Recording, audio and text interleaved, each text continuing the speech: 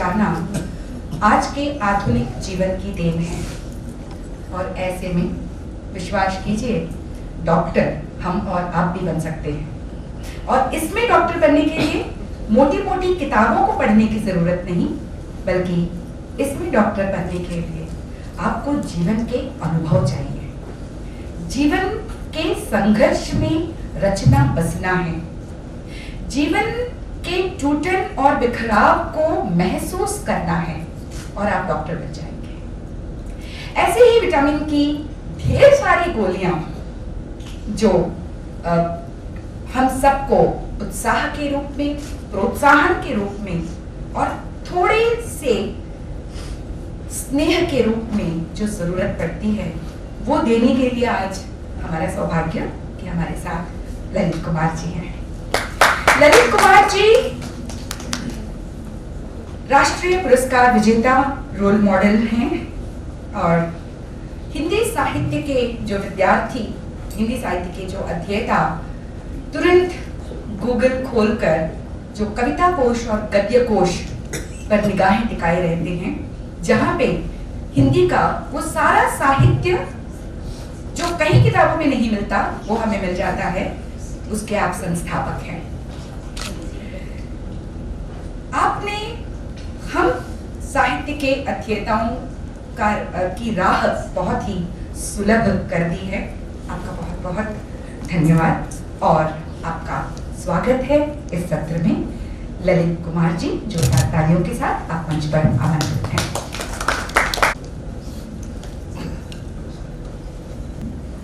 ललित कुमार जी से वार्तालाप करने एक मृदुभाषी और हमेशा जिनका अलंकार मुस्कुराहट होता है, जो हमेशा गहनों से नहीं बल्कि एक बहुत ही स्नेहिल आत्मीय मुस्कुराहट से सजी संवरी रहती हैं और जो हिंदी में कविताएं करती हैं और जो जानती है कवि की नब्ज क्या होती है, कविता का मर्म क्या होता है। हमारे साथ हर ऋतु में अलग अलग रंग लिए हुए महकती हुई सी ऋतु महिपाल जी हैं। मैं आपका मंच पर सादर अब आप वार्तालाप कर सकते हैं। अब बाकी सारे श्रोताओं को उनका भी स्वागत करती हूँ। अब आपका जो ये किताब है विटामिन जिंदगी, उसकी मैंने एक एक पन्ना जो है बहुत करीबी से, काफी करीबी से पढ़ा है। इट रियली टच्ड मी। तो सबसे अच्छा एक सेंटेंस मुझे इसमें लगा कि असामान्य से असाधारण तक जो दौर आपने तय किया वो बहुत छू गई। मुझे लगा अंत में कि ये जो किताब का नाम आपने विटामिन जिंदगी जो दी है, I think it should have been असामान्य से असाधारण तक। आपको क्या चीज प्रेरणा दी या प्रेरित की कि आपने इसका ये नाम दिया है विटामिन जिंदगी?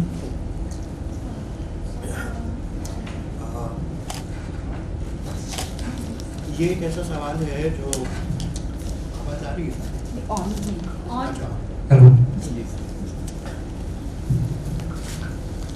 ये सवाल अक्सर पूछा जाता है कि इस किताब का नाम विटामिन जिंदगी क्यों है, और जैसा आपने सजेशन दिया कि इस किताब का नाम असामान्य से असाधारण तक हो सकता है। एक्चुअली इसके बारे में मैंने सोचा था कि इसका नाम इसी तरह रख दिया है, लेकिन मुझे लगा कि वो कुछ ज़्यादा पोस्टिंग नाम हो जाएगा। और विटामिन जिंदगी का नाम क्यों है उसके बारे में आपको वेदुला जी ने बता ही दिया है कि मेरा ये मानना है कि जिस तरह से हमारे शरीर को विटामिन की ज़रूरत होती है, vitamin A, B, C, D, E, उसी तरह से हमारे मन को भी कुछ विटामिन की ज़रूरत है।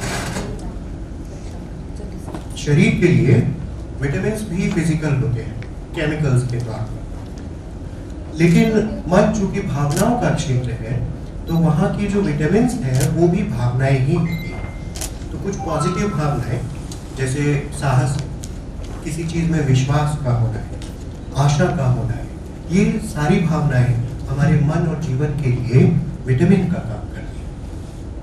तो इसीलिए मैंने इस किताब का नाम विटामिन जिंदगी रखा, क्योंकि ये एक कैप्सूल की तरह है जिसमें सारे विटामिन एक जगह आपको मिल जाते हैं। बिल्कुल सही। और एक चीज, जैसे कोई भी उपन्यास जो है 3 भाग में लिखी जाती है, एक है सेटअप, कॉन्फ्लिक्ट एंड रेजोल्यूशन। लेकिन आपने जो 3 अध्याय में बांटा है इसको, एक है गिरना, संभलना और मुड़ाना। आपने इसका इतना 3 नाम क्यों दिया?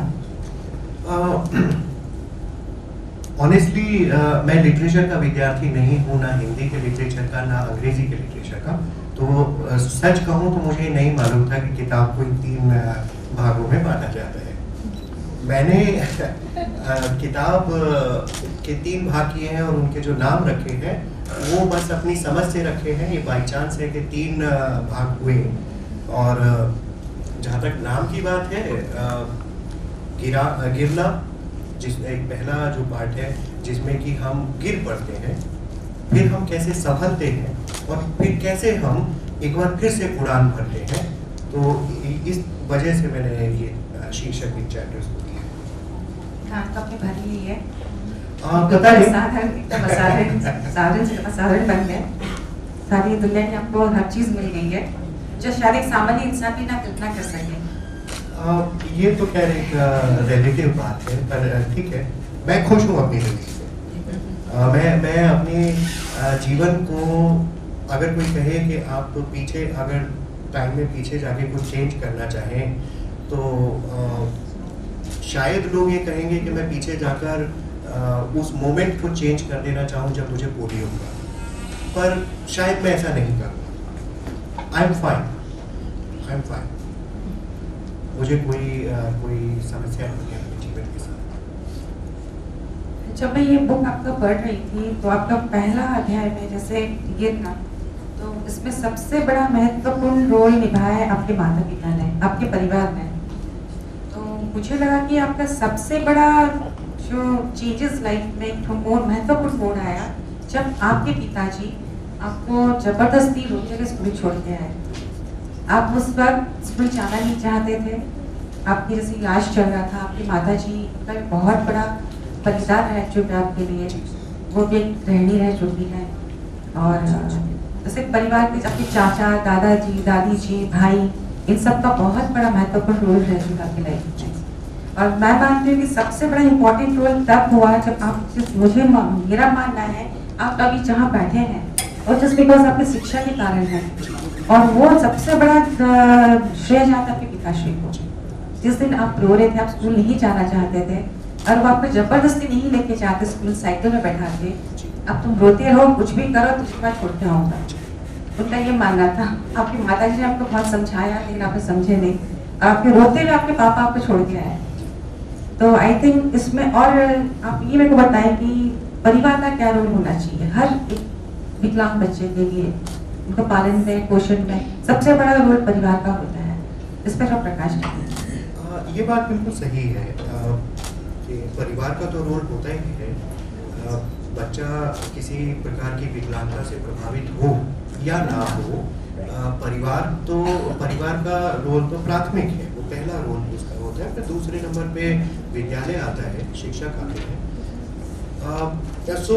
लेकिन अगर बच्चा विकलांग है तो जो एक नई किस्म की परिस्थिति खड़ी होती है, उसमें मुझे लगता है कि माता पिता और परिवार के जो बाकी लोग हैं उनको इस बात को ज़रूर समझना चाहिए कि विकलांगता से अगर आप जूझना चाहते हैं तो उसका सबसे बड़ा हथियार शिक्षा ही है।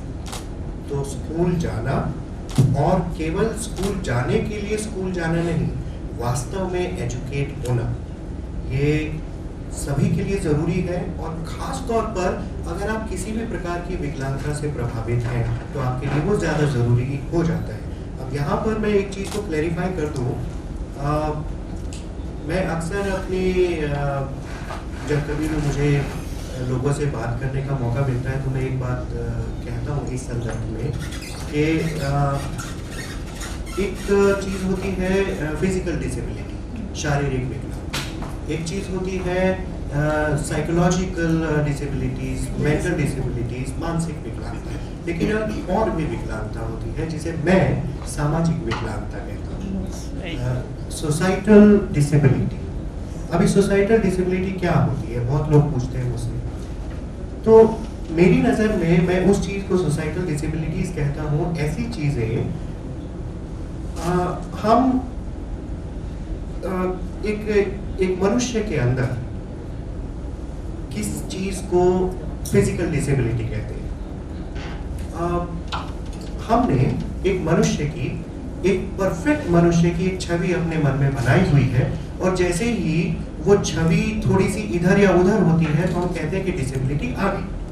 तो उसी तरह से समाज की भी, एक परफेक्ट समाज की हमारे मन में एक छवि होनी चाहिए या होती है, और अगर उस छवि में कहीं कोई ऊंच नीच है तो वो जो ऊंच नीच है वो सामाजिक विकलांगता है। तो जैसा कि लोग बोलते हैं कि उदाहरण देके बताइए, तो मैं कहता हूँ कि हमारे समाज में देखा जाए तो स्त्री होना अपने आप में एक सामाजिक विकलांगता है। well said.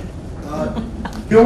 क्योंकि हालांकि हमारा समाज 50-50% के लिंगानुपात में बटा है, थोड़ा ऊपर नीचे तो जरूर है, आई एम श्योर, लेकिन स्त्रियों का जीवन पुरुषों के जीवन के मुकाबले यकीनन ज्यादा मुश्किल है। इसमें कोई दो राय नहीं है। वो अलग अलग हो सकता है, क्योंकि स्त्री पुरुष नहीं है, पुरुष स्त्री नहीं है। उनके जीवन का अलग अलग होना, अलग अलग राह पे जाना, वो एक बहुत सामान्य और बहुत स्वाभाविक बात है, लेकिन उसमें मुश्किलात बराबर होनी चाहिए, पर वो नहीं है। अब ये क्यों नहीं है? क्योंकि हमारा समाज ऐसे गठित है। समस्या समाज की है, एक सामाजिक डिसेबिलिटी है। सो विटामिन जिंदगी लिखने के बाद जब कभी भी मुझे पाठकों से बात करने का मौका मिला है, तो मेरा जो मकसद रहा है इस किताब को लिखने, या आप लोगों का ये जो समय आप मुझे देने की कृपा कर रहे हैं, इस समय का उपयोग करने के पीछे जो मेरा मकसद है वो यही है कि मैं आप तक एक छोटी सी बात पहुंचा सकूं, आपके जहन में एक छोटी सी बात उतार सकूं। वो बात क्या है? वो बात ये है कि विकलांगता कोई ऐसी चीज नहीं है जो मंगल ग्रह या कहीं किसी शुक्र ग्रह पर रहती है। वो हमारे आपके जीवन का अभिन्न हिस्सा है। कल भी थी, आज भी है, और आने वाले समय में भी रहेगी। इसे आप पीछा नहीं छुड़ा सकते। जैसे लोग, अगर मैं ये कह रहा हूँ कि स्त्री होना एक तरह से देखा जाए तो अपने आप में एक विकलांगता है, एक सामाजिक विकलांगता है, तो क्या हम स्त्री होने से पीछा छुड़ा सकते हैं? नहीं छुड़ा सकते। उसी तरीके से हम विकलांगता, शारीरिक विकलांगता हो या मानसिक विकलांगता हो, उससे हम पीछा नहीं छुड़ा सकते। वो हमारे समाज की, हमारे अस्तित्व का एक अभिन्न हिस्सा है। लेकिन हमारे समाज की समस्या क्या है कि वो विकलांगता को हमेशा दूसरे की प्रॉब्लम समझता है। जब तक कि आपके खुद के घर में कोई ऐसा व्यक्ति ना हो जिसे किसी प्रकार की कोई विकलांगता हो, तब तक वो परिवार उतना संवेदनशील हो ही नहीं पाता। पड़ोसी के घर में अगर कोई विकलांग बच्चा है, उसके प्रति आप सहानुभूति रखेंगे, दया भाव रखेंगे, लेकिन अगर आपके खुद के घर में कोई है तो आप नहीं चाहेंगे कि कोई उसके प्रति दया दिखाए या सहानुभूति दिखाए, फिर आप बराबरी की मांग करेंगे। तो जब आप अपने लिए एक डिफरेंट चीज की मांग कर रहे हैं और दूसरों को आप वो चीज देना नहीं चाहते, तो ये तो कोई बहुत अच्छी एक सामाजिक परिभाषा नहीं हुई। सो विकलांगता को एक सामान्य हिस्सा मानना अपने अस्तित्व का, अपने जीवन का, अपने समाज का, ये एक बेहद जरूरी चीज है। और अनफॉर्चुनेटली हमारे समाज में ये एक ऐसी बुराई है जो अब से 100 साल पहले जैसी थी आज भी वैसी ही है। इसमें कोई परिवर्तन नहीं आया। पहले अपने अनटचेबिलिटी की जो बहुत ज्यादा बीमार तरफ फैली थी जी, अगर अनटचेबिलिटी की बात करें तो अनटचेबिलिटी भी कहाँ गई? जी वो है, अभी भी आप जरा थोड़े बड़ी सिटी से निकल के गांव कस्बों में जाइए, वहाँ वो अभी भी है। और एक चीज़, जैसे बचपन में आपको आपके जो सहपाठी थे बच्चे, आपका काफ़ी मजाक उड़ाए, आपको अलग अलग जैसे ताना कसते थे या फिर आपको मजाक उड़ाते थे। साथ में आपके जो शिक्षक थे वो भी, जैसे आपने किताब में लिखा है कि वो भी आपका काफ़ी मजाक उड़ाते थे और आपको वो मतलब समान दृष्टि से नहीं देखते थे। तो मेरा मानना है कि अगर टीचर्स, अगर अध्यापक शिक्षक ही ऐसे हो तो वो शिक्षा अपने देश के क्या काम की, जो शिक्षक। और बच्चे जो होते हैं उनको तो मेरे ख्याल से बचपन से ही, पहले तो जैसे बोलते हैं पहले शिक्षक जो है माँ बाप होते हैं, घर में बच्चों को शिक्षा दिया जाता है, फिर टीचर्स। तो टीचर्स और माँ बाप का सबसे बड़ा रोल है बच्चे को बड़ा करने में, उनके थॉट प्रोसेस को चेंज करने में। इस पे आप थोड़ा प्रकाश डालिए। देखिए, जब आप ये सवाल पूछ रही थी तो मेरे मन में चल कुछ और रहा था। मैं सोच रहा था कि मैं दिल्ली से इतना लंबा सफ़र तय करके यहाँ तक पहुँचा हूँ, आप लोग भी अपने तमाम काम धाम छोड़कर यहाँ तक आए हैं, तो क्या ये एक रवायत है जिसको पूरा करने के लिए हम आ पहुँचे हैं? मैं वहाँ से यहाँ आ गया, आप अपने अपने काम और घर को छोड़ के यहाँ आ गए। क्या हम एक रस्म निभाने के लिए इकट्ठा हुए हैं क्योंकि कलम को हर महीने एक प्रोग्राम करना होता है, तो चलिए कर लेते हैं। मेरा ये मानना है कि साहित्य अगर वो समाज को प्रभावित नहीं करता है तो उसका ना होना बेहतर है। कम से कम कुछ पेड़ बच जाएंगे। मेरा ये मानना है कि अगर आप किसी किताब को पढ़ना शुरू करें और किताब खत्म करते करते अगर आप बदले नहीं एक मनुष्य के तौर पे, तो उस किताब का कोई फायदा नहीं। वो किताब कहीं ना कहीं अपने लक्ष्य में, अपने उद्देश्य में असफल हो जाती है। तो ये चीज मेरे मन में बहुत ये एक जद्दोजहद चलती रही है कि साहित्य का उद्देश्य क्या होता है। ये किताब विटामिन जिंदगी को लिखने में मुझे 8 साल लगे। उसमें और बहुत सारे कारण रहे कि इतना समय क्यों लगा, लेकिन एक वजह ये भी थी कि मैं बार बार ये सोचता था कि मैं इसको क्यों लिखना चाहता हूँ, क्यों लिखूं? क्या सिर्फ इतना कहने के लिए कि अब मैं ऑथर हो गया या मेरे नाम से किताब छप गई है? अगर जो ऐसा करना होता तो मैं अपने नाम से 50 किताब अब तक छपवा लेता हूँ, कुछ आड़ा टेढ़ा तिरछा ऊंचा कुछ भी लिख के। क्वेश्चन वो है कि साहित्य का उद्देश्य क्या होता है। जब मुझे ये लगा कि हाँ, ये किताब एक ऐसे स्वरूप में आ गई है जहाँ ये एक ऐसी शय बन गई है, एक ऐसी चीज बन गई है जिसके थ्रू अगर आप निकलते हैं तो आप सेम मनुष्य नहीं रह सकते, तब मुझे लगा कि हाँ, इसको प्रकाशित किया जाना चाहिए। अब जो प्रश्न आपने किया कि टीचर्स और बच्चों वाली बात, देखिए टीचर्स और बच्चे भी उसी समाज से आते हैं। तो जब समाज में ही डिसेबिलिटी है, सामाजिक डिसेबिलिटी एग्जिस्ट करती है, तो ये कैसे हो सकता है कि जो टीचर्स हमारे यहाँ पढ़ा रहे हैं वो उनसे हम किसी बेहतरी की उम्मीद कैसे करें और क्यों करें, या उन बच्चों के साथ हम क्यों एक बेहतरी की उम्मीद करें। एक जगह शायद रायपुर कलम में मैं जब बात कर रहा था तो बाई चांस सामने कई सारे टीचर्स मौजूद थे, प्रोफेसर लेवल से लेके और प्राइमरी स्कूल लेवल तक कई सारे टीचर्स थे। तो जब मैंने ये बात कही तो उनमें से कई टीचर्स ने विभिन्न प्रकार के सवाल किए, लेकिन मैं अपनी बात पे कायम कि हमारे यहाँ पर टीचर्स अभी तक इस बात को नहीं समझ पाए हैं, चाहे वो उनकी खुद की कमी हो या वो एक सिस्टम की कमी है कि जो सिस्टम ही उनको डेवलप होने से रोक रहा है, लेकिन वो इस बात को नहीं समझ पाए हैं कि एजुकेशन क्या होती है और क्या दिया जाना चाहिए। अब ये एक सिस्टमेटिक प्रॉब्लम हो सकती है, सिस्टेमिक प्रॉब्लम हो सकती है, लेकिन मुझे ये लगता है कि हमारा जो एजुकेशन सिस्टम है वो हमको हाथ में कागज की डिग्री देकर कॉलेज से धक्का मार देता है बाहर कि जाओ, हो गई तुम्हारी एजुकेशन पूरी, now you are a graduate, now you are an educated person. मैं आपको फैक्ट के साथ बता रहा हूँ, डेटा के साथ, कि इंडस्ट्री ये कहती है कि भारत के 50% से ज्यादा ग्रेजुएट्स अनएम्प्लॉयबल होते हैं, उनको नौकरी नहीं मिल सकती।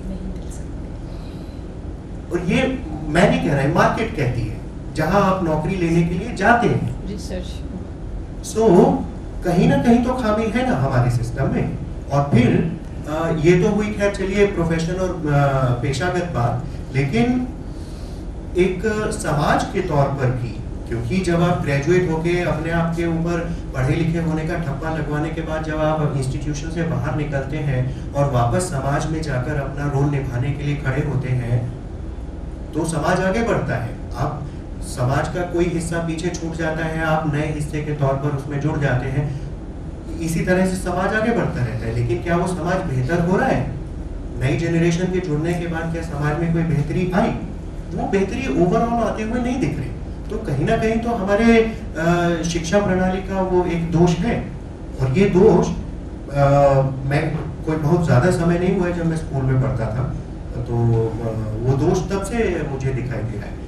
मेरी शिक्षा एक ऐसे स्कूल में हुई, वो बेसिकली भैंसों का तबेला था। तो मेरी जहाँ जो मेरी क्लास थी उससे 10 फुट की दूरी पर भैंसें बंधा करती थी दाईं तरफ, और बाईं तरफ एक बहुत बड़ा शौचालय था, खुला शौचालय। तो हमको विभिन्न प्रकार की गंधें दाईं तरफ से भी मिलती थी और बाईं तरफ से भी मिलती थी। हमारे क्लास में पंखा नहीं होता था, हमारे पास बैठने के लिए डेस्क छोड़ दीजिए, हमारे पास टाट पट्टी नहीं होती थी, हम वैसे ही फर्श पे बैठा करते थे। तो इस तरह के स्कूलों में शिक्षा होती है। फिर टीचर्स किस तरह से व्यवहार करते हैं, क्या हमको पढ़ाकर भेजते हैं, उसके लिए मैं ज़्यादा डिटेल में नहीं जाऊँगा। किताब के अंदर लिखा है, आप उस पर ध्यान दीजिएगा। और उसी तरीके से विद्यार्थियों का व्यवहार कि आप स्कूल आए क्यों हैं, आपको वहाँ से क्या हासिल करना है, आपको अपने सहपाठियों के साथ किस तरह से पेश आना है, क्या बनना चाहते हैं। जैसे कि रितु जी ने डिस्कस किया था कि गालियों वाला जो आपका था, कि हम जिन स्कूलों में मैं पढ़ता था उनमें गालियाँ देने का बड़ा चलन था। आई एम श्योर कि भारत भर की समस्या है। तो मैं गालियों के बिना बात ही नहीं चल नहीं, ये क्या प्रॉपर दिल्ली की बात कर रहे हैं आप? मैं दिल्ली की बात मैंने कहा दिल्ली का काम है। दिल्ली गालियों की राजधानी है। हमें चूंकि हमारे ऊपर ये एक हमें चारों तरफ से लोग मिलते हैं, तो चारों तरफ की इम्प्रेशंस आते हैं, पूरा ट्रेजर लेके आते हैं हमारे साथ। डिक्शनरी, नई डिक्शनरी, एक नई डिक्शनरी बन जाएगी। सो कभी मैंने अपने स्कूल के अंदर ये नहीं देखा कि कोई एक स्टूडेंट हो जो उठ के ये कहे कि मैं गाली नहीं दूंगा। हाँ, या कोई एक टीचर हमको ऐसा नहीं मिला जिसने कभी ये कहा हो कि भाई मेरे को गाली नहीं देनी चाहिए और इस वजह से नहीं देनी चाहिए। अब मैंने अपने जीवन में कभी गाली नहीं दी। एक बार दी थी और उसमें बहुत जोर की डांट पड़ी, बहुत मार पड़ी, तो समझ में आ गया कि अच्छी चीज नहीं होती। और उसके बाद फिर कभी नहीं थी। तो लेकिन ये चीज स्कूल नहीं हमको सिखा पाया। तो स्कूल की जो या शिक्षकों की जो रोल है इस पूरे सिनेरियो में, वो कहीं ना कहीं तो क्वेश्चनेबल है। उसके ऊपर प्रश्न, बिल्कुल उसके ऊपर प्रश्न चिन्ह जरूर लगाया जाना चाहिए। एक्चुअली अगर कोई टीचर सुनता भी है ये चीज़ कि एक बच्चे ने उसको सुनाया या उसने उसको पीटा है, तो आजकल क्या होता है, एक और सिस्टम हो गया हमारे इंडियन एजुकेशन का, आई थिंक, कि बच्चों को कुछ नहीं बोलना है। पेरेंट्स लोग का बहुत they are very powerful, they give the moral punishment ban. या सो इस वजह से भी आई फील कि बच्चे लोगों का जहाँ तक है वो संवेदनशील या फिर काफ़ी चीज़ प्रॉब्लम्स बहुत आ रही है एजुकेशन में। वो लोग को लग रहा है कि अरे ये टीचर मेरा क्या कर देगा। They go and compare their parents आते हैं, जो मैंने फेस किया है, I am seeing also that education in our country. तो अरे वो बच्चा है कि माँ बाप को बोल दिया, वो टीचर ने मेरे को ऐसे बोल दिया, वो क्या होता है कि टीचर के पेरेंट्स आ जाते हैं, फिर सब लोग कंप्लेन कर देते हैं कि मेरे बच्चों को ऐसा क्यों बोला गया है, टीचर को हटाओ वहाँ से। और इनफैक्ट मैं देखा भी कि टीचर्स को हटाया भी गया है स्कूल में। तो I feel this very sad part for our Indian education. सिर्फ परसेंटेज, और एक चीज़ है, द मेन पार्ट इज सिर्फ हमारे इंडियन सिस्टम एजुकेशन में कि इट इज परसेंटेज सबसे इम्पोर्टेंट है। 90% लाया वो इंटेलिजेंट है, 60 मतलब जो 60% लाया वो इंटेलिजेंट नहीं है और अच्छे कॉलेज में दाखिला नहीं मिल सकता है। आई डोंट फील सो, नहीं है। या एब्सोल्युटली। और मैं एक इंटेलिजेंट व्यक्ति नहीं हूँ क्योंकि मेरे हमेशा 60% मार्क्स आए। और मजे की बात क्या है कि मेरे कभी भी मार्क्स 60% से हिले नहीं। मेरे 10वीं में 60%, 11वीं में 60%, 12वीं first year, second year, third year सब में एग्जैक्टली 60%। Stable person. हाँ एकदम, कोई ऊंच नीच नहीं करते हम। फर्स्ट डिवीजन था। फर्स्ट डिवीजन था, ये जरूर मेंटेन करके रखना। लेकिन हाँ, ये आप बात बिल्कुल सही कह रही हैं और इस बात से मैं पूरी तरह से एग्री करता हूँ कि जिस तरीके से हमारा सिस्टम कभी-कभी मुझसे सांस नहीं लिया जाता कि हमारा सिस्टम कर क्या रहा है आखिर। मतलब कौन लोग हैं जो इस सिस्टम को एडवाइस दे रहे हैं इस तरह के चेंजेस लाने के लिए? क्या वजह है कि जब मैं स्कूल में पढ़ता था तब किसी के 99% मार्क्स नहीं आते थे और आज 99 से या 90 से नीचे कोई बात नहीं करता? मतलब क्या बदल गया? 90 से नीचे फिर गाली लगती। हाँ, 90 से नीचे का परसेंटेज गाली लगती। मैं जब 60% लाता था तो वो बुरी परसेंटेज नहीं मानी जाती थी। जी नहीं, हमारे लेकिन आज अगर हम कंपेयर करें तो लगेगा कि कुछ नहीं था। कुछ नहीं था। लेकिन हमने बहुत मेहनत की। 60% फर्स्ट डिवीजन था। अच्छे स्टूडेंट्स, हम लोग अच्छे स्टूडेंट्स में माने जाते जी। थे। ये आज के दिन अगर 60% आ गया वो अच्छा नहीं है। The system of education has also changed ना। Meaning that holistic अभी parents- ऑब्जेक्टिव क्वेश्चंस हैं, उसमें यस और नो में बस पूरा रेक्टिफिकेशन है और कुछ नहीं। समझते तो है नहीं। आपको प्रश्न ये करना हाँ। चाहिए कि आपने एग्जाम का पैटर्न बदला या एग्जाम में क्वेश्चंस बदले, कुछ भी किया, उससे कोई फर्क नहीं पड़ता। क्या आप ललित कुमार और आज कोई स्टूडेंट जो कॉलेज में पढ़ रहा है, क्या उसके मार्क्स को कंपेरेबल रख सकते हैं? नहीं रख सकते। और कंपेरेबिलिटी खत्म हो जाएगी तो आप कैसे जज करेंगे कि कौन बेहतर है और कौन कम बेहतर है? शिक्षा में मार्क्स देने का मतलब क्या होता है? कंपेयर करना। और अगर आपने कंपैरिजन का सिस्टम ही गड़बड़ा दिया तो आप कौन सा पैमाना रह जाएगा ये कहने का कि हाँ हम इस स्टूडेंट को दाखिला देंगे और उसको नहीं देंगे? कौन सा? और फिर एक चीज और भी सोचिए कि अगर 60 से बढ़ के आज हम 99 तक आ गए हैं तो उससे आगे हम कहाँ जाएंगे? क्या हम 110% मार्क्स देना शुरू कर देंगे? सो कहीं ना कहीं हमें अपने भीतर झांक के देखना पड़ेगा कि हम यहाँ तक तो आ गए, पर क्या कोई वास्तविक बदलाव आ रहा है? हमारे स्टूडेंट्स आज भी स्टडी की वजह से सुसाइड करते हैं। हमारे स्टूडेंट्स आज भी, बच्चे लोग जो प्राइमरी में जाते हैं बस्ते के बोझ के नीचे दबे हैं और जो कॉलेज वगैरह जाते हैं वो स्ट्रेस के बोझ के नीचे दबे हैं। कहाँ बदलाव आ रहा है? कोई तो उठे और कोई कहे कि यार कुछ चेंज की जरूरत है। हमारी जनरेशन तो आपसे एक और पहली है। हमारे यहाँ जब second class, higher second class adjective use होता था, अगर 58-59% है मतलब बहुत बड़ा है, जस्ट मिस। और आर्ट्स में तो सवाल ही नहीं था। वो तो पुरानी फिल्मों में हमने देखा भी ना, माँ मैं फर्स्ट क्लास फर्स्ट आया हूँ, बड़ी बात होती थी। फर्स्ट क्लास में पास होना तो बड़ी बात है। और एक चीज़ है, जैसे आप कॉलेज में आपके 10th भी बहुत फर्स्ट क्लास पास किए, कॉलेज आप फर्स्ट टाइम जब गए तो फर्स्ट टाइम मैंने पढ़ा कि आप लड़कियों से बातचीत फर्स्ट टाइम किया आपने। That was the first time, और वो भी just regarding studies, पढ़ाई के मामले में बात की। लेकिन ऐसा तो हो भी सकता है कि मतलब नहीं कि सिर्फ पढ़ाई के मामले में बात हो, कभी आपका मतलब किसी के प्रति अट्रैक्शन, आकर्षण ऐसे वो तो होता ही दरवाजे में, हर किसी का होता है लाइफ में। ये देखिए ऋतु जी कहाँ से सवाल बहरहाल इसका जवाब देने से पहले मैं एक चीज यहाँ पर जोड़ना चाहूँगा।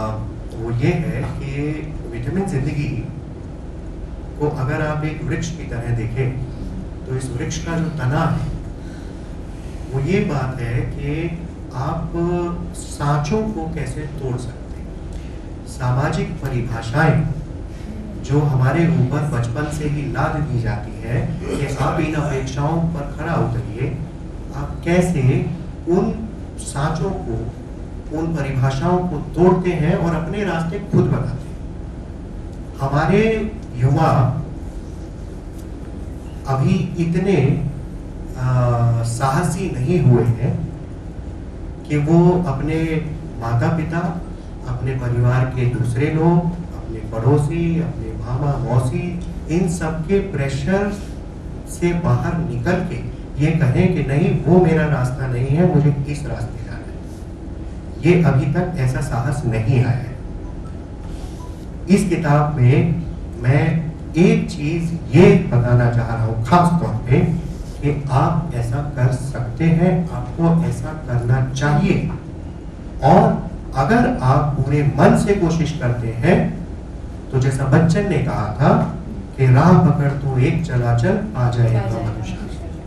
तो आपको एक राह पकड़नी है। बच्चन ने ये नहीं कहा कि आपको कौन सी राह पकड़नी है, उन्होंने ये कहा कोई भी एक राह पकड़ लो, पर चला चलते रहो, एक न एक दिन मधुशाला के रूप में आपको आपकी मंजिल मिलेगी, जरूर मिलेगी। आज मुझसे अगर कोई ये पूछता है कि आप क्या काम करते हैं, तो इस सवाल का जवाब देना मेरे लिए सबसे मुश्किल काम होता है, क्योंकि मैं इतने सारे काम करता हूँ कि मुझे ये बताना कंफ्यूज हो जाता हूँ कौन सा वाला बताऊं। तो उसकी क्या वजह है? उसकी क्या वजह है कि मैंने इतने सारे काम किए। जब कभी भी मेरा मन किसी काम में नहीं लगता, मैं उसको नहीं करता, और कोई चीज मुझे नहीं रोक सकती। मैंने अपने पेरेंट्स को विश्वास दिलाया है कि ये कभी हारेगा नहीं, बस इतना विश्वास रखिए और मुझे मेरे रास्ते जाने दीजिए। और ये मेरा सौभाग्य कह लीजिए या जो भी, उन्होंने कभी मुझे परिभाषित करने की कोशिश नहीं की। मे बी ये हो सकता है कि मैं अपने पूरे परिवार के इतिहास में पहला ग्रेजुएट हूँ, मुझसे पहले कभी कोई ग्रेजुएट नहीं हुआ था, तो शायद उसने एक रोल निभाया हो। लेकिन कभी किसी ने मुझे ये नहीं कहा कि अरे यूनाइटेड नेशंस में तुम्हारी परमानेंट जॉब है, इंटरनेशनल लेवल के तुम सिविल सर्वेंट हो, कैसे तुम उससे इस्तीफा दे सकते हो। मुझे कभी किसी ने नहीं कहा। और जिन दोस्तों वगैरह ने कहा कि अरे ये तो रिस्की चीज है, तो रिस्की चीज में ही तो मजा आता है।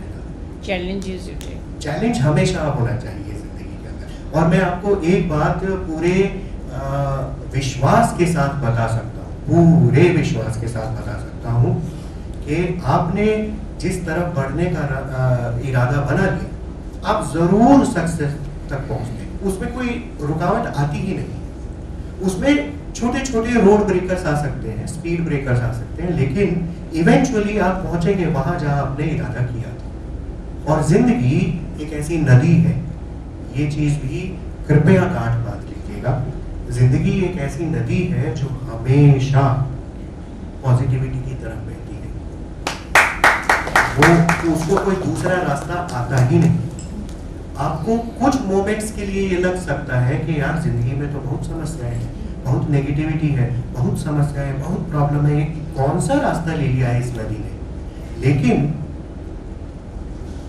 ऐसा आपको केवल तब तक लगेगा जब आप नदी के किनारे पे बैठकर नदी को देखेंगे।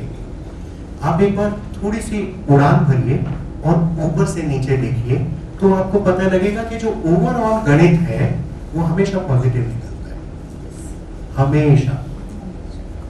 ये फैक्ट है। इस चीज को लोग पता नहीं क्यों नहीं समझ पाते हैं, पर ये फैक्ट है। जिंदगी का गणित हमेशा पॉजिटिव होता है, वो कभी नेगेटिव में नहीं जाता। एनीवे, सो जो मैं बात ऐड करना चाह रहा था वो ये कि विटामिन जिंदगी आपको सांचे तोड़ना सिखाती है, नए काम करने के लिए प्रेरित करना सिखाती है। और अभी ऋतु जी जो कर रही हैं वो भी एक नया काम है इनके लिए, तो एक बार इनके लिए तालियां जरूर। ये इनका पहला लाइव इंटरव्यू है। तो इन ऋतु जी ने मुझे कहा कि चलिए हम डिस्कस करते हैं कि हमें कौन कौन सी बातें करनी है। तो मैंने कहा कि ऐसा कुछ करने की जरूरत नहीं है, हमको सिर्फ बात ही तो करनी है। तो इनको कई सारे इनके प्रश्न थे, कई सारी इनके मन में चिंताएं थी, लेकिन आप बस कर दीजिए, मुश्किल नहीं लग रहा ना, देखिए आसान सी बात है। सो बेसिकली हमारे अंदर वो पहला कदम उठाने की इच्छा होनी चाहिए, उतना सा बल होना चाहिए कि हम वो पहला कदम उठा लें, बाकी सब अपने आप होता जाता है। सो ये एड ऑन था लंबा वाला। अब आपके क्वेश्चन पे आ जाता हूँ। क्वेश्चन लड़कियों वाला। वेल देखिए, मेरी जो शिक्षा है वो दिल्ली के नगर निगम स्कूलों में हुई थी और हमारे स्कूल कोएड नहीं होते थे। तो और मेरा क्या था कि पोलियो ने मुझे इतनी जोर से जकड़ा था कि मैं अपने घर और स्कूल के बीच में 1 इंच भी इधर से उधर नहीं होता था। बिल्कुल घर से स्कूल जाना, स्कूल से वापस घर आना। बाद के वर्षों में 10वीं 11वीं 12वीं की क्लासेस में जो मेरे साथ पढ़ने वाले स्टूडेंट्स थे वो इधर उधर मटर गश्ती करने चले जाते थे, लेकिन मैं नहीं जा पाता था। तो उनका फिर भी थोड़ा बहुत सरोकार बना होगा कहीं, मे भी किसी सिनेमा हॉल में या किसी मार्केट में, लेकिन मेरा कभी नहीं। तो जब मैं कॉलेज में पहुंचा तो वो कोएड था हमारा कॉलेज। तो वहाँ पहली बार लड़कियों नाम के जीव से हमारा परिचय हुआ। और मजे की बात ये कि हमारे घर में भी कोई लड़की नहीं। मेरी एक बहन है, लेकिन वो मुझसे काफ़ी छोटी है, जन्म काफ़ी बाद में हुआ। तो और हमारे मोहल्ले में भी कोई लड़की नहीं थी। ऐसे कैसे मोहल्ले में? तो वही मैं सोच रहा हूँ, वही या मे बी लड़कियां थी इससे छुप के रहती थी। हाँ, ये हो सकता है, ये बहुत हद तक संभव है। तो सारा लबोलवाब ये कि कॉलेज जब मैं पहुंचा तब तक मेरा कोई परिचय नहीं था। तो हाँ, वो एक जरूर एक बहुत इंटरेस्टिंग और क्या कहें कि बहुत ही अजीब सा अनुभव था। क्योंकि मैं जीव विज्ञान का विद्यार्थी था, तो कभी कभी ये भी लगा कि मैं एक नई स्पीशीज से मिल रहा हूँ। प्रेम की कविता लिखने के लिए शायद। Here we protest. No. I protest as a lady. No. मुझे ऐसा लगा,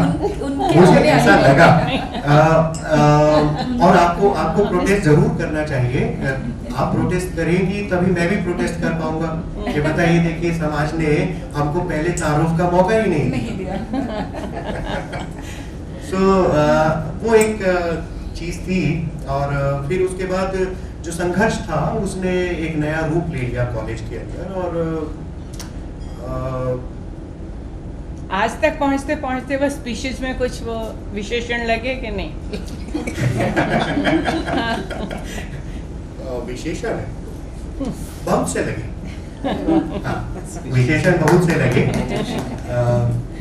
लेकिन सही बताऊं अगर इस बात को थोड़ा खुलासा करूं तो विशेषण कई लगे। और एक बात ये भी समझ में आई, बाद में आई, कि चूंकि मेरा सारी जो मेरी टीनेज थी वो सारी लड़कों के बीच में बीती, तो बहुत सारी बातें जो कि हम लड़कियों से सीख सकते हैं वो हम नहीं सीख पाए, मैं नहीं सीख पाया। बाद के समय में जब पता लगा कि हाँ, कुछ ऐसी बातें हैं, कुछ ऐसी संवेदनाएं हैं जो लड़कियों के भीतर हमसे बेहतर तरीके से डेवलप होती हैं। वो देखिए, एक चीज होती है इंक्लूसिव एजुकेशन। वो जितना लड़के और लड़कियों की जैसे हम बात कर रहे हैं, वही सिनेरियो डिसेबल्ड और नॉन डिसेबल्ड के बीच में है। आजकल कुछ संस्थाओं ने इस तरह के प्रयास शुरू किए हैं जहां उन्होंने इंक्लूसिव स्कूल शुरू किया है, जहां 50% ऐसे बच्चों को एडमिशन दिया जाता है जिनको कोई विकलांगता होती है और 50% ऐसे होते हैं जिनको कोई विकलांगता नहीं होती। उनका जो ऑब्जेक्टिव है वो ये कि ये सारे बच्चे साथ रह के पढ़ेंगे, तभी ये एक दूसरे की भावनाओं को और एक दूसरे की समस्याओं को समझ पाएंगे। तो सेम चीज यहाँ भी लागू होती है कि लड़के लड़कियां अगर साथ में पढ़ें और अपनी आयु में आगे बढ़ें, तो यकीनन वो कुछ ना कुछ एक दूसरे से सीख के बेहतर नागरिक बनेंगे। I am sure.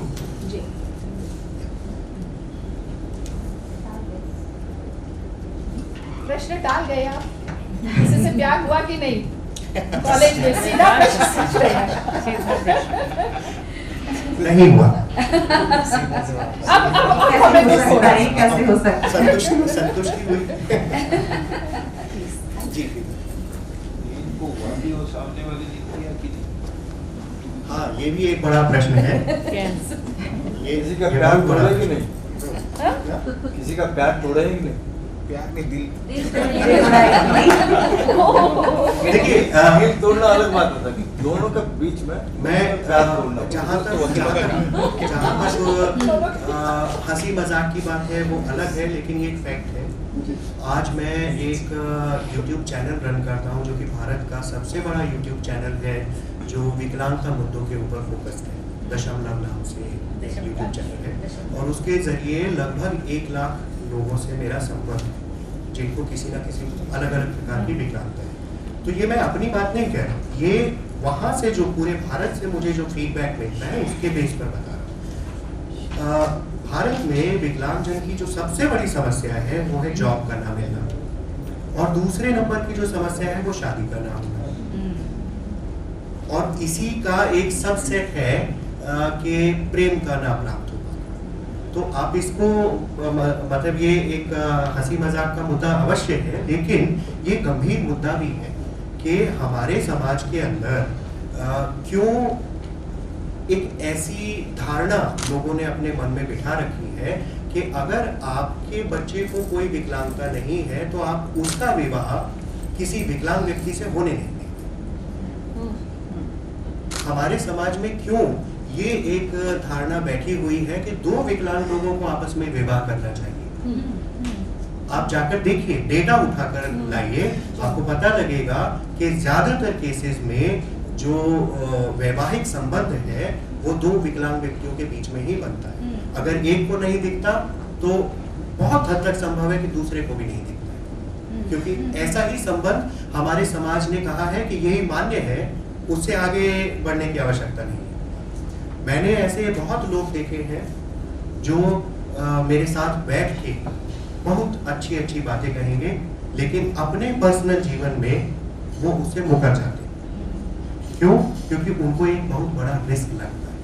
हमारे समाज में वैवाहिक जोड़ी जो है वो मन और प्रकृति के आधार पर नहीं बनती है, वो सामाजिक राम मूल्यों सीता की जोड़ी बनाई जाती है, ठीक उसी तरह से जिस तरह से एक चित्रकार किसी तस्वीर में बनाता है।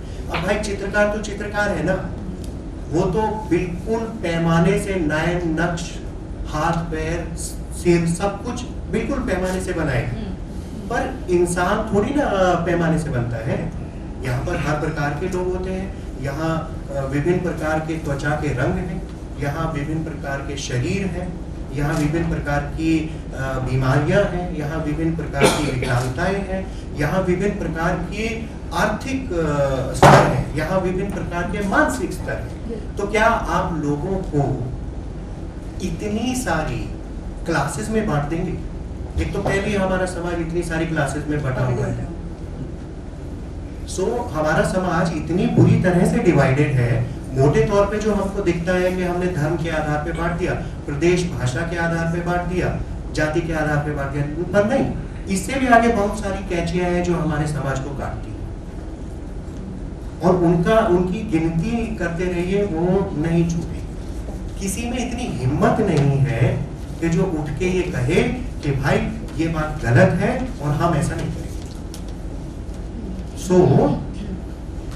अगर किसी विकलांग व्यक्ति को कोई गर्लफ्रेंड नहीं मिलती है, कोई बॉयफ्रेंड नहीं मिलता है, कोई हस्बैंड नहीं मिलता है, कोई वाइफ नहीं मिलती है, तो ये उसकी प्रॉब्लम नहीं है, ये समाज की प्रॉब्लम है। ये भी एक सामाजिक डिसेबिलिटी है। तो सही, ठीक है। मैं 2 लाइन आपने लिखा है, मैंने वो कह के खत्म करूंगी, समाप्त करके उसको। तेरा गिरना भी एक वजह था, तेरा गिरना भी एक वजह था तेरे उड़ानों के लिए।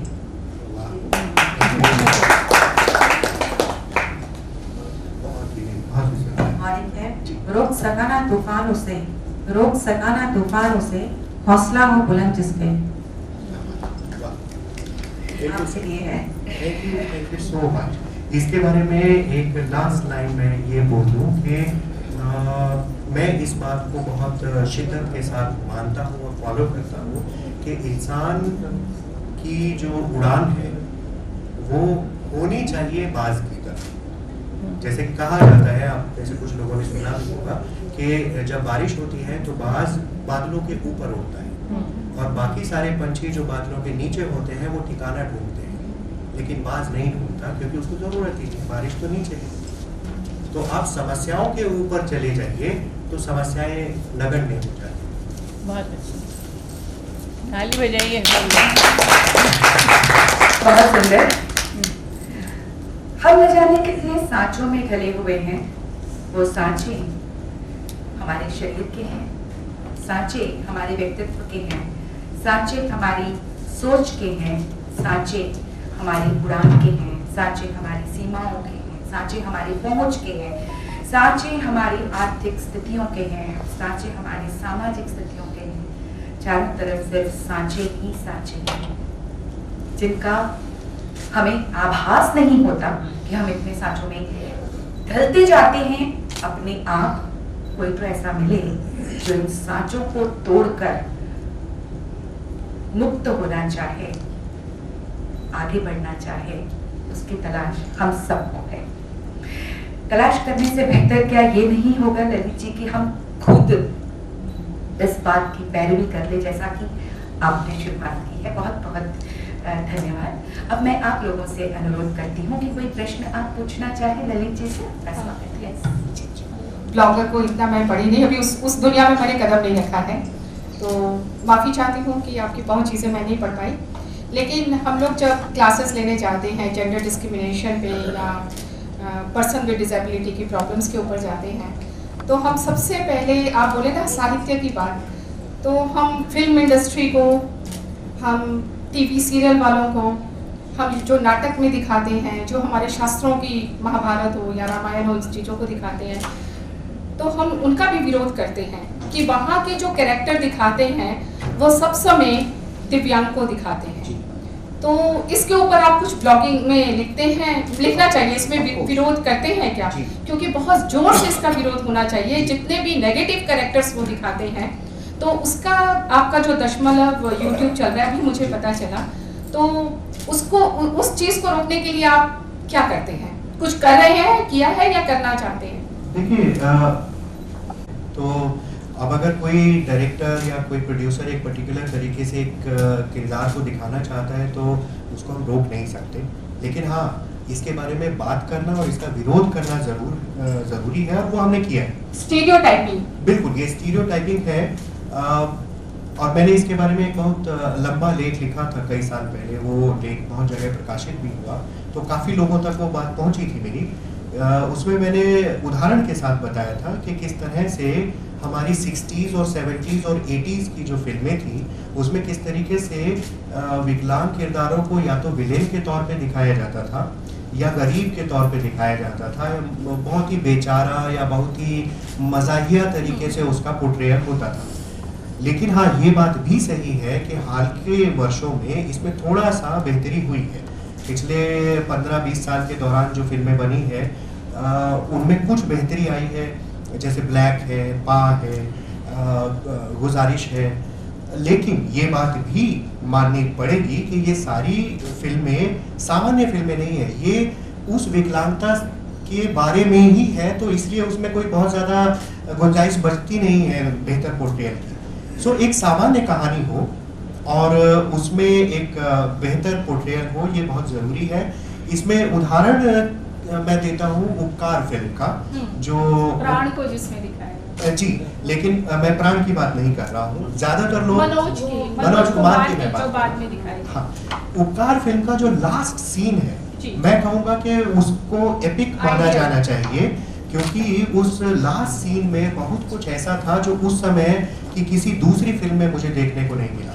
लास्ट सीन में क्या होता है, मनोज कुमार जो कि फिल्म के हीरो हैं, उनके दोनों हाथ कट जाते हैं, और आशा पारेख जो कि फिल्म की हीरोइन है, वो उसके बावजूद हीरो के साथ खड़ी रहती है। जबकि पोर्ट्रेयल अगर आप दूसरी फिल्म में देखें तो उसमें अक्सर ये होता है कि अगर किसी को कोई विकलांगता होती है तो हीरोइन के साथ उसको खड़ा करने से पहले उसको ठीक किया जाता है, किसी दैवीय शक्ति से या किसी सर्जरी से या भगवान जाने कौन सी दवाई से, और उसको पहले ठीक करेंगे फिर हीरोइन के साथ खड़ा करेंगे। लेकिन वो केवल उपकार में ऐसा हुआ कि हीरो को विकलांगता होती है और हीरोइन फिर भी उसके साथ है और फिल्म खत्म हो जाती है। उसमें मन में भी ऐसा हुआ था। मन ये आमिर खान ये बात की फिल्म है, ये बात की फिल्म है। पुरानी जब स्टीरियोटाइपिंग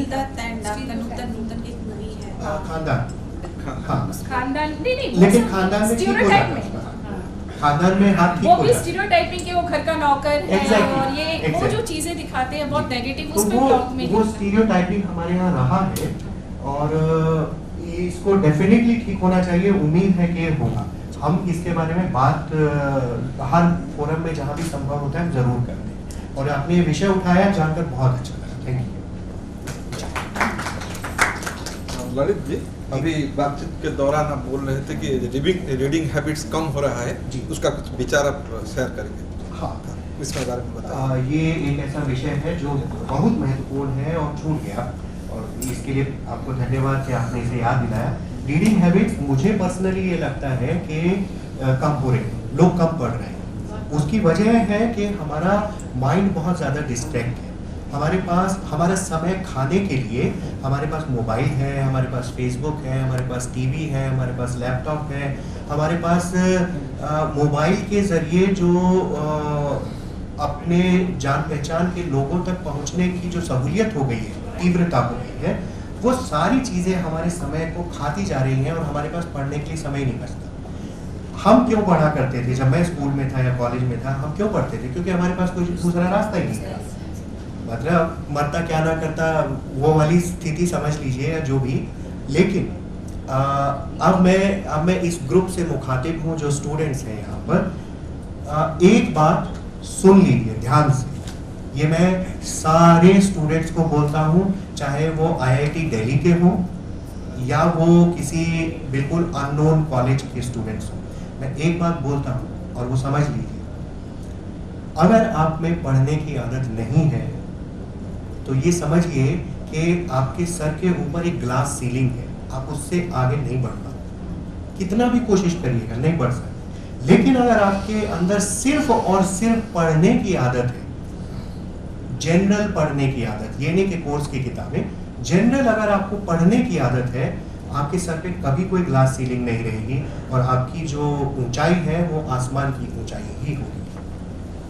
ये एक फैक्ट है, मैं अपने अनुभव से बता रहा हूँ और जो मैंने दूसरे लोगों के केसेस में देखा है, उस एक तथ्य आधारित बात आपको बता रहा हूँ। पढ़िए, किताबें पढ़िए, अलग अलग विषयों की किताबें पढ़िए, नॉवेल्स पढ़िए, साइंस, पॉलिटिक्स, हिस्ट्री, कुछ भी। जैसा मैं बता रहा था, मेरा जुनून ऐसा था कि कहीं पे कोई रास्ते में फटा हुआ लिफाफा मिल जाता था, मैं उसको भी उठा के पढ़ लेता था, उस पर लिखा गया। अब बताइए, ये एक पागलपन था, पर उसने डेफिनेटली मुझे एक ऐसी चीज दी है, और मैं आर्यमन से इसके बारे में अभी बात कर रहा था ये सेशन शुरू होने से पहले, जो आज यंगस्टर्स के अंदर नहीं दिखती है। वो चीज क्या मिली मुझे? भाषा पर अधिकार। यही वजह है कि मैं ये किताब लिख के बैठा हूं और यहाँ बैठ के बोल रहा हूँ। और आर्यमन से जो मैं कह रहा था वो ये कि हमारे यहाँ भाषा, अपने आप को एक्सप्रेस कर पाने की जो क्षमता है वो यंगस्टर्स के अंदर इतनी कम है। वो चाहे अपनी क्लास में कितने भी मार्क्स लाए, चाहे वो अपने पर्टिकुलर सब्जेक्ट में कितने भी एक्सपर्ट हो जाए, लेकिन आप उसको एक्सप्रेस ही नहीं कर सकते, क्योंकि ना आपको बोलना आता है ना आपको लिखना आता है। और वो बोलना और लिखना आएगा कहाँ से? जब आप पढ़ेंगे। तो प्लीज पढ़िएगा।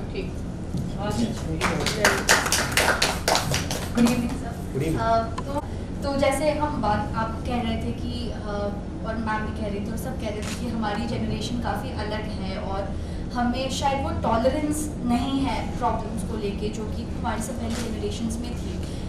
लेकिन मुझे ये भी लगता है कि जैसे अभी मैं देखती हूँ क्लास 5-6 के बच्चों को, उनकी ज़िंदगी में ज़िंदगी ही नहीं बची है, उनका बचपन ही नहीं बचा है।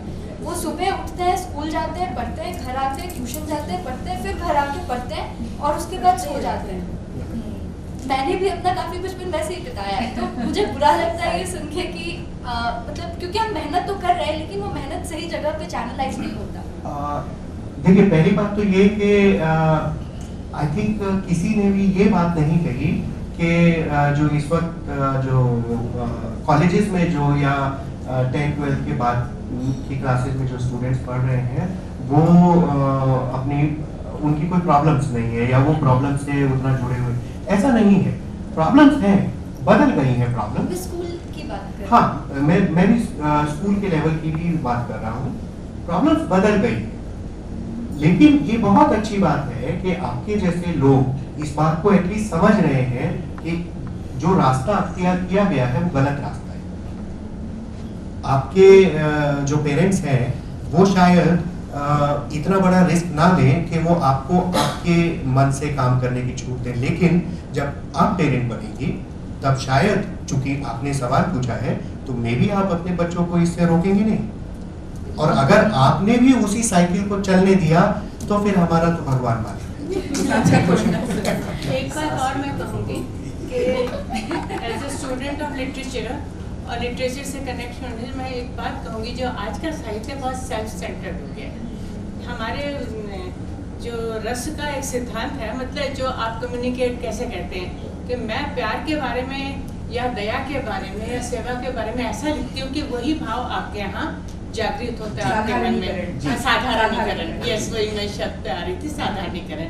सो if you are writing is self centred these days, ये जो बेस्ट सेलर्स वगैरह, इनकी इतनी सेल्फ सेंटर्ड राइटिंग है कि आप उसके दुख को अपना दुख नहीं समझ पा रहे हो, आपको वो एक काल्पनिक चीज लग रही है, इट इज नॉट रियलिटी। तो इसकी वजह से भी पठनीयता कम हो गई है। कहते हैं कि कई बारी ऐसा हुआ है बेस्ट सेलर्स के भी किताब फर्स्ट एडिशन 300 या ऐसे निकली, उसके बाद संस्करण निकलता ही नहीं है क्योंकि पढ़ने वाले नहीं है, मार्केट नहीं है। दूसरी एक और बात कहूँगी कि पहला जो लिटरेचर था उस पर ये साधारण, जो तुलसीदास कहता है, सूरदास कहता है या शेक्सपियर कहता है, रविन्द्रनाथ टैगोर कहते हैं। जब रविन्द्रनाथ टैगोर की गीतांजलि को नोबेल प्राइज मिला है एंड इट वाज ट्रांसलेट, तो उन्होंने अपने से इंग्लिश में ट्रांसलेट की थी, तभी तो सर्कुलेट हुई दुनिया भर में और उनको नोबेल प्राइज मिला। A boy of 18 or 20, you know, he really literally jumped और अपनी माँ को जाके लिपट गया। माँ, मैं कब से सोच रहा था, मैं भी यही सोच रहा था, लेकिन उसका एक्सप्रेशन नहीं था। कहती उन्होंने लिख दिया, उन्होंने लिख दिया। मतलब ये बात है कि he could feel that thing with the same intensity जो रविन्द्रनाथ टैगोर ने अनुभव की होगी, लेकिन उनका एक्सप्रेशन था। आपकी बात बिल्कुल सही है। इसके बारे में कुछ कमेंट्स मैं ना करूं तो बेहतर है। कुछ दूसरी बातों के बारे में मैं कह सकता हूं। देखिए, जहाँ तक बेस्ट सेलर्स की बात है, आजकल मार्केटिंग का ज़माना है, तो बेस्ट सेलर्स की परिभाषाएं भी बदल गई हैं। आप 50 किताबों का पहला संस्करण निकालिए, जब वो बिक जाए तो 50 किताबों का दूसरा संस्करण निकाल दीजिए। सो संस्करणों और नंबर ऑफ कॉपीज और किसको किसने कितना पढ़ा, इन सब चीज़, मैंने जो शुरू में बात कही कि साहित्य हो, किताब हो, उसका मकसद, उसका होना तभी तय है, तभी वो अपने उद्देश्य में सफल होती है जब वो व्यक्ति को बदल। सो अगर वो बदलाव नहीं दिख रहा है तो कहीं ना कहीं मुझे ऊब होने लगती है। मैं आर्यमन को ये बात कह रहा था कि कविता कोश आज लाखों लोग उसका इस्तेमाल करते हैं, हर जगह इस्तेमाल होता है, लेकिन मुझे खुद, मैंने पिछले 3-4 साल से अपने भीतर ये एक प्रश्न उपजता हुआ महसूस किया है कि आखिर साहित्य से होता क्या है। मतलब मैंने किताब लिख दी, मैंने कविता लिख दी, मैंने कहानी लिख दी, सो व्हाट? आपके जीवन को क्या फर्क पड़ गया उससे? मे बी मैंने एक कविता सुनाई, मैंने वो कविता 2.5 मिनट में पूरी की, उस 2.5 मिनट तक आपको बड़ा आनंद आया, एंटरटेनमेंट हुआ, लेकिन 2.5 मिनट के बाद गॉन। मैंने ये फील किया कि एक समय था जबकि सरफरोशी की तमन्ना ने पूरे के पूरे जनमानस को हिला दिया था। हाँ, इनकलाब जिंदाबाद की 2 शब्द ने हमें आज़ादी तक पहुंचा दिया। तो साहित्य वो है जो समाज को छू जाए, बहा ले जाए अपने हितेन साथ। साहित्य, हितेन जो- के सहितम। जी, जो उस चेंज को ला सके जिस चेंज की जरूरत है। बिल्कुल। अगर वो चेंज नहीं ला पा रहा है साहित्य, तो मुझे ये कहने में कोई गुरेज नहीं कि वो साहित्य बेकार है। आपने बिल्कुल सही कहा ललित जी। दरअसल एक तरफ साहित्य एक क्रांतिकारी परिवर्तन मनुष्य के भीतर ले आता है, जो दिख जाता है, जो समय के बहाव के विरुद्ध और कभी कभी समय के बहाव के साथ। लेकिन वहीं पर साहित्य वो भी है जो सुनार की छोटी सी हथौड़ी के समान होता है, जो लगातार चोट करता है। लोहार की हथौड़ी नहीं है कि एक बार चोट करके काम खत्म कर दिया, लेकिन वो कभी कभी सुनार की छोटी सी हथौड़ी भी होता है जो लगातार चोट करता है। तुरंत उसका फल नहीं दिखता, लेकिन थोड़े लंबे समय के बाद आभूषण उसी हथौड़ी से बनते हैं। आचरण में परिवर्तन उसी हथौड़ी से आता है और वो हथौड़ी साहित्य की होती है। अब मैं धन्यवाद ज्ञापन के लिए निधि को आमंत्रित करती हूँ। सांचों में हम सब जीते हैं, कहीं ना कहीं घुट जाते हैं, और ये घुटन हमें किसी न किसी मानसिक स्वरूप में हमें परेशान करती है। हम घुटते जाते हैं और उस घुटन को दूर करने के लिए हमें किसी न किसी सहारे की जरूरत होती है। ललित जी ने बात की अपने माता पिता की, उन्होंने उनका सहारा बना। हम सब भी सहारा बन सकते हैं, अपनों का भी और परायों का भी। हम क्यों इंतजार करते रहते हैं कि एक इंसान की सपोर्ट सिस्टम जो है वो सिर्फ उसकी फैमिली है या उसके फ्रेंड्स हैं। हम वो चेंज हर मोमेंट पे ला सकते हैं, मगर हम अपने आप को दबाते रहते हैं, दबते रहते हैं और उसी चक्की में बार बार फिसते रहते हैं। ये विकलांगता हमारे समाज की है और हम सबको एक साथ जुट के इसका हल निभाना है। हमने बात की बच्चों के बारे में जो बहुत अच्छे मार्क्स ला रहे हैं, बहुत अच्छे परसेंटेज ला रहे हैं। एक मनोवैज्ञानिक होने के कारण आज मेरे पास बहुत सारे बच्चे आते हैं जो 90% अबव स्कोर करते हैं। लास्ट वीक मेरे पास एक पेशेंट आया जो 97% स्कोर कर रखा है उसने। माँ बाप बहुत ज़्यादा खुश हैं, बट आज वो बच्चा डिप्रेशन का मरीज है, उसे घुटन महसूस होती है, अंदर ही अंदर उसको कुछ ना कुछ खा रहा है। वो लोगों से मिलना नहीं चाहता, अपने कॉलेज नहीं जाना चाहता। मार्क्स तो वो ले आया, मगर जिंदगी की दौड़ में वो कहीं हार गया। उसे सहारे की जरूरत है, उसे हमारी जरूरत है। तो कसम खाइए कि आज से हम ये प्रेशर नहीं क्रिएट करेंगे बच्चों पे या किसी पे भी कि ये करने से ही सक्सेस है। सक्सेस हर रूप में है, जिस रूप में आप उसको देख सकें वही सक्सेस है। इंसान अगर खुश है, वो जिस भी स्थिति में है, तो वो सक्सेस है। Thank you so much. अब मैं निवेदन करना चाहूंगी लक्ष्मण महिपाल जी से कि वे आए। वो यहाँ के प्रतिष्ठित उद्योगपति हैं। कलिंगा अलाउड करके उनकी संस्था है और मैं उनसे निवेदन करना चाहूंगी कि वे आए और हमारे ललित कुमार जी को सम्मानित करें एक पटचित्र देकर।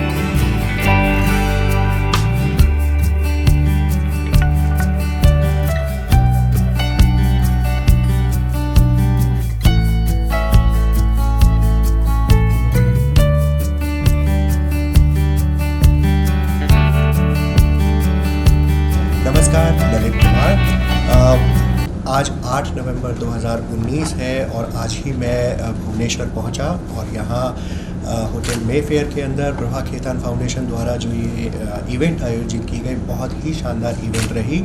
इसके लिए मैं प्रभा खेतान फाउंडेशन और विशेष तौर पर टीम कलम भुवनेश्वर को बहुत बहुत धन्यवाद देना चाहता हूँ। बहुत अच्छा ऑडियंस रहा, एक अच्छा सेशन जिसके लिए मैं बहुत सारी अच्छी मेमोरीज़ और बहुत सारी अच्छी चीज़ें सीख कर अपने साथ यहाँ से लेकर जा रहा हूँ। बहुत बहुत शुक्रिया।